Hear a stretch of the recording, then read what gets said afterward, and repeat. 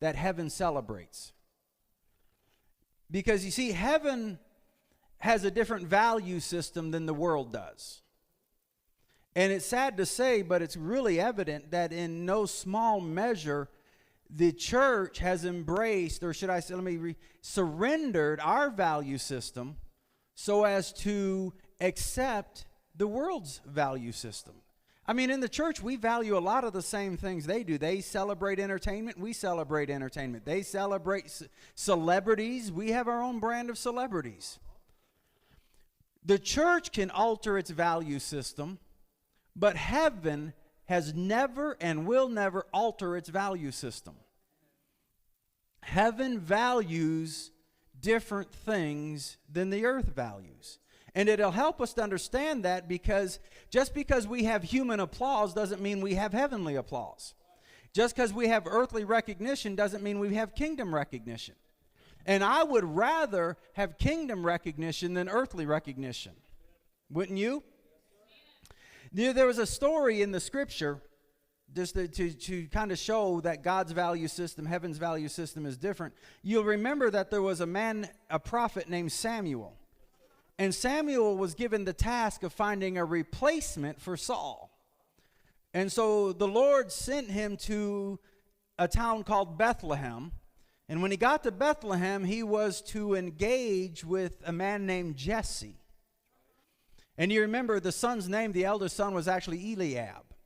And when Eliab, or Elihab, however you want to say it, stood in front of Samuel, Samuel said this, because the guy was good.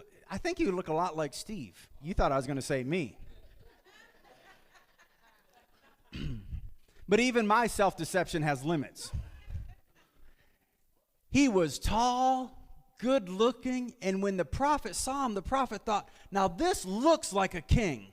This is what a king would look like. And this is what the prophet said to himself, surely the Lord's anointed stands in front of me. And the Lord said, not quite so fast. Look at 1 Samuel chapter 16, verse 7. I'm going to read this to you out of the New American Standard and then a little bit out of the Contemporary English.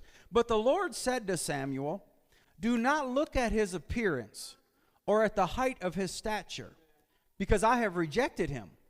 For God does not see as a man sees, since man looks at the outward appearance, but the Lord looks at the heart.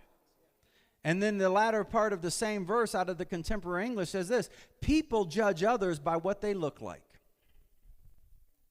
but I judge people by what is in their hearts. You listen to this. Heaven values the invisible. The earth values the visible. I'm talking about becoming the type of people that heaven celebrates. So I want to say it again. Heaven values the invisible, the things that your neighbors don't see. The earth values only what they can see.